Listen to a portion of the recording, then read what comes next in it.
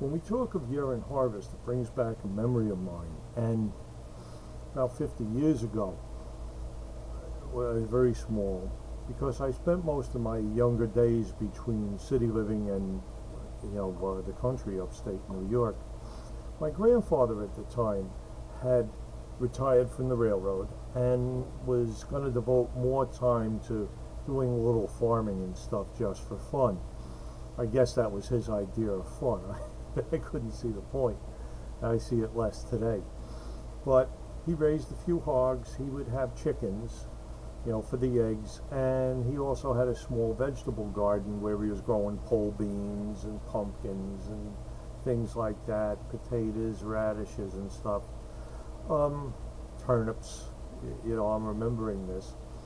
And the hogs he would get, they would be about the size of a chihuahua when he first got them in the early spring, and he would raise them until they were pretty sizable. Now remember, I was a little fella in those days, so these things looked huge to me, by the end of the year. And he would raise them, and they would butcher them in November, and it was a thing. It was much larger animal. There was a lot of meat. You wouldn't want to bother with the little time when they were tiny. The same with the plants. Over the summer they would grow, so that in autumn he'd have us go out and we'd be getting the pole beans and we'd be digging the turnips up and stuff. He'd have the kids doing it, and they were much bigger than the seeds we had bought and put in the ground. And this is the idea of year, the idea of a harvest, an investment. And there were investments. He would do things to, like, of course you had to feed the hogs and take care of them. You had to take care of the plants, keep the garden clean, pesticides, keep bugs out, keep animals out, put up a fence to keep the deer out. That was a big problem up there. And you'd have a harvest. Now the other thing he did was the chickens, but that was a very different kind of thing where he was getting eggs. That really wasn't a harvest thing.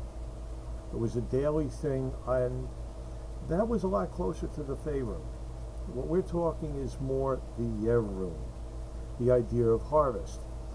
And I liken it because the principle is probably more visible in our world today than it was 100 years ago. Like 150 years ago, for instance, most of the world lived in rural areas and lived by the harvest. It was a life or death thing.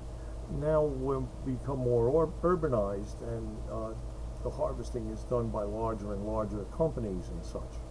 So it's a bit different. But then we look around us at businesses, at projects. Have you ever started a project that was going to take a while until it came to fruition?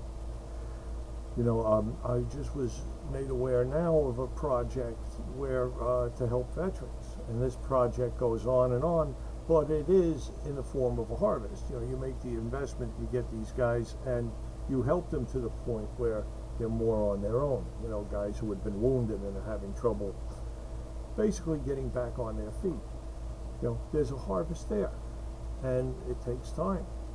There is a harvest in business. I've always wanted to have a hobby shop, military miniatures, trains, all that stuff. But I'm the kind of guy, I count the cost before I leap in. Something I learned from some of my friends on a little wackadoo, I wouldn't even call it entrepreneurialism in the 70s. I would call it borderline racketeering. And you learn to count the cost before you get into it. You learn to plan. So I looked into it and what I would have to do: secure a location, secure sources of product, get to know the customers and what they want, not necessarily what I want, not to be my own best customer, to get an accountant, all the legal things, how to advertise. These are all investments into this business, and then the time spent in the business itself, bringing in customers, serving customers, getting product, until it takes a long time after that initial investment to start realizing a profit. And how much is that like harvesting plants? You do a lot of work before you start seeing something that you can actually eat. Well, you're working at this before you actually can put a few dollars in your pocket. That's the harvest principle of business. That's the expansive year thing. The idea of profit or some other gain over a long period. I mentioned the guys working with the veterans, the gain being these guys are on their feet. It takes a long time. You start small and work big. There's an expansion. And I think the best way to show the expansion, I love this, because remember the old clockwork trains? You'd put a key in the side and wind them up with a clockwork robots. Well, the spring is actually a coil. It actually takes a spiral shape. And how it works is you turn a key that tightens and compresses this spring. Remember what I said about now, the word press, compress, until the little circle might be only this big. When you release it to do its work, at whatever speed it's set, it expands, and it continues to expand, and as it does, it generates force until it might be this big. So, can't fit both my hands in the screen. It might be this big, going from this big. That's the expansion of clockwork. And it only does work when it's expanding. Think of that. When it's compressing, it's using energy, it's taking energy, but when it's expanding, it's giving energy. The clockwork spring, the wind-up spring, is two runes in one. The compression, the winding is Naud. The release, the expansion, the output is Jer.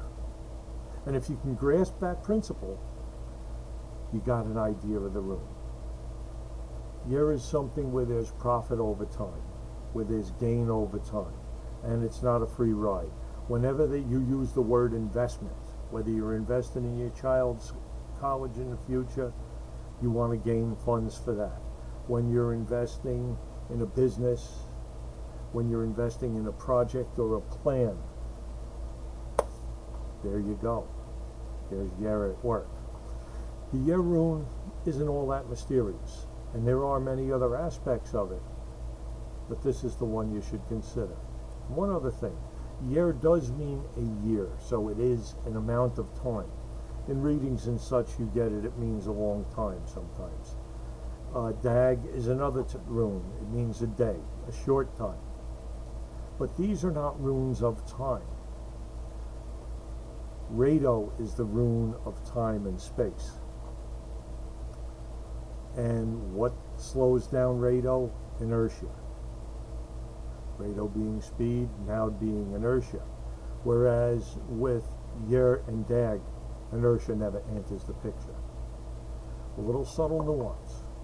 But if you investigate these runes for a little while, especially the Jer rune, you can understand the idea of harvest being a process and a risk and an investment. It's not like a payday. Payday, you go in, you work, you get paid. That's an exchange. You're not investing anything but your work for his pay. It's really not an investment at all. It's a trade. And that's a big difference from Jer, where you're putting something on the line, you're putting something into it and hoping to get something greater in return, an expanded return. Think about this. Now, I wish you good luck in your studies. And today is the 4th of July. It's a very important day. It's the day that we declared independence here.